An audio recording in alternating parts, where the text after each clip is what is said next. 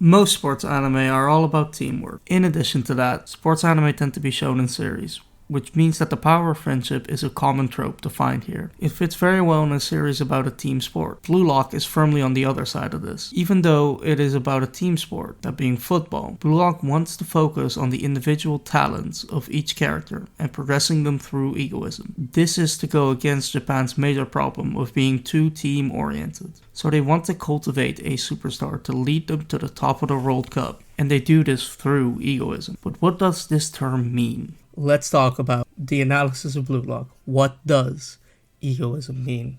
A lot of time is spent in the beginning of the series stating what the result of egoism is. It allows the rest of the team to rely on the striker. It ensures a whole new level of play just by virtue of the striker being on the field. But these are the effects of egoism in a striker. This is what being great results in, not what results in being great. What egoism is, what Blue Lock is built for, is dependent on the lessons our main character Isagi learns while he's in Blue Lock. What makes him our protagonist over the other 299 participants? The other strikers we see early on are more aware of their weapons than Isagi. He has to be told what his weapon is by Kunigami. He has to be told about the monstrous instinct that lies within him by Bachira. His ability to smell the goal and monster are both things I use quotation marks for, because they can be broadly put into the category of instinct. Isagi has good instincts, but he thinks a lot about the lessons that Blue Lock has for him. So let's see what those lessons have in store for him. Isagi's observational skills rival that of Nico, someone who was able to balance the offense and defense of his team perfectly without even being noticed for a while. A perfect midfielder. Isagi's passes are often praised, making you wonder why he is a striker. He seems to be more at home as a midfielder if he enables so many goals. In the match against Nico, he declares himself a striker because he won't pass in front of the goal, and learns that winning means not just defeating people but crushing their dreams, and that seemingly is one of the key aspects Ego, subtle name, wants to develop. Revelry in others' despair. A striker can't be afraid to put a team into the ground because the hesitation could mean defeat. So, he cultivates ruthlessness.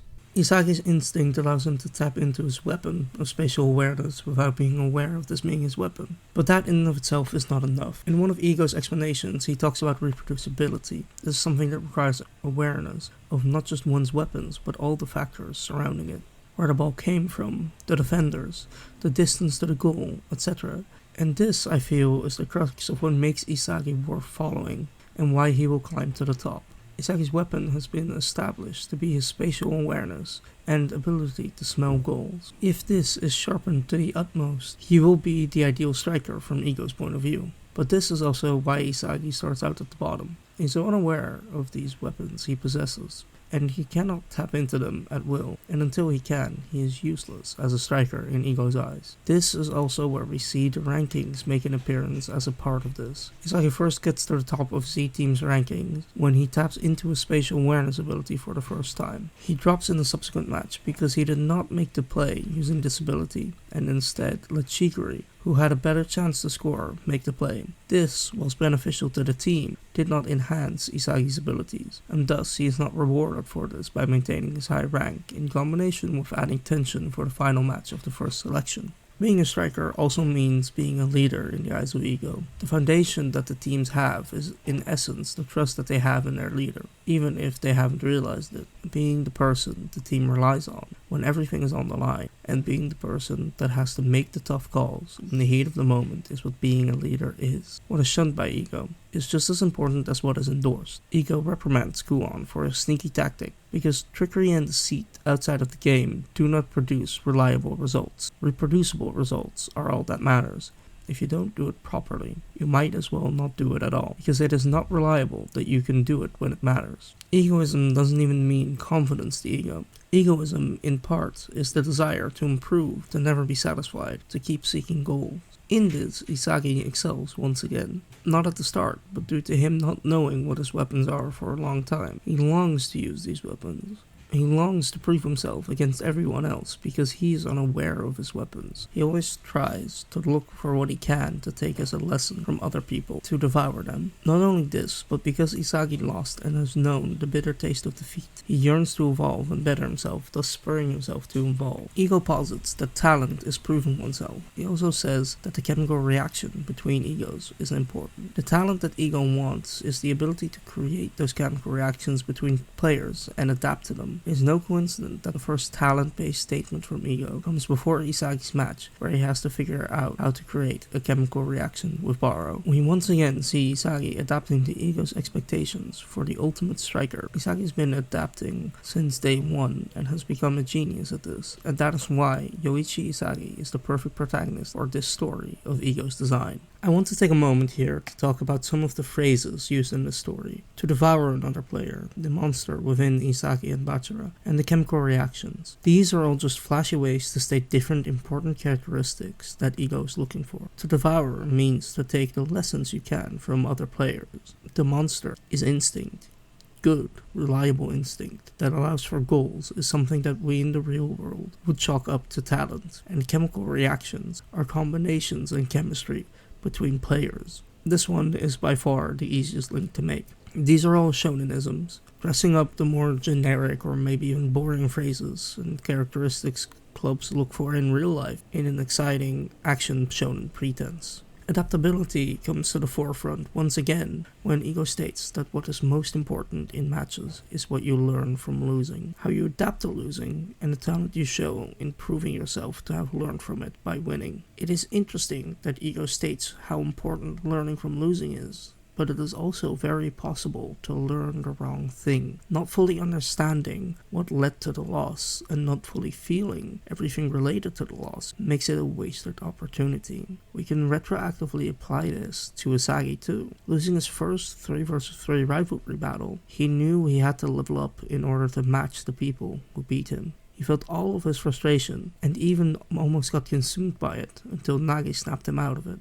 After that, however, he used the loss as fuel and intel for his further awakening. He adapted to the match in front of him, and that is what made him a threat in the following 3 vs 3 rivalry battle, to the point where he even forced an awakening from Baro. Flow or complete aggressive focus is one of the later additions that Ego blesses us with. Flow is compounded by improvisation, finding the challenges in dire situations and not just adapting to it, which as stated previously, is a core principle of egoism.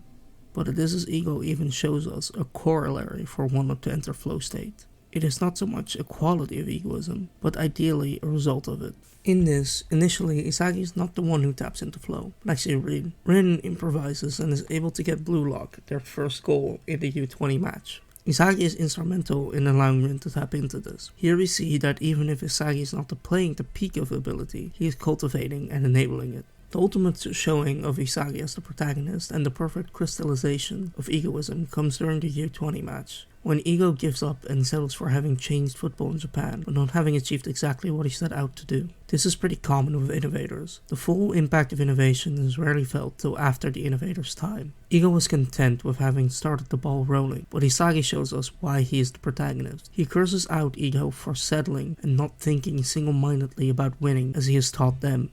Keep seeking goals. Adapt to your allies to create chemical reactions through devouring. Adapt to your enemies by entering flow. Keep going. Create your own luck. It is only fitting that after this, Isagi scores the winning goal for being the one to enable the final level up of Team Blue Lock. It has become the foundation of Team Blue Lock. The tenets of egoism are not only useful to understand why Isagi is the main character, but it can also be used to predict and understand who is going to make it farther in Blue Lock. Take for example Baro. Earlier we established that understanding and reveling in the defeat and destruction of other streams is something that is encouraged by Ego. We see in Baro's backstory that he has indeed been reveling in this for a good while already. This is one of the reasons why he was such a major threat early on. He already internalized one of the core principles of egoism before even arriving at Blue Lock. However, the other aspects of egoism have been lost to him. The adaptability, the chemistry. That is the main reason Isagi fits as the main character. That is also what is holding Baro back. We see as much in his first match with Isagi on his team. When he did figure out the chemistry and adaptability in that match, he made the decisive goal. Paying attention to the aspects of egoism, as mentioned before, gives great indicators for what any given character might still need to achieve in order to progress. Take Bachara for example. Batra is a bit more of a passive player, content to let others do the work as long as it's interesting to him. Looking at the core principles of egoism, as we know them thus far, which ones does Batra exhibit and which ones are still lacking? We can certainly see Batra reveling in the defeat of others, because even in the first test we see Batra having fun with the prospect of sending somebody home. He's very much fine with sitting back. This does clash with the principles of egoism, or at least one major one, to continue seeking goals. In Batra's match against Isagi, we do see him realize this shortcoming and evolve past it, cementing himself as worthy of being on a team with the top 3 in Blue Lock, and worthy of contending at the top.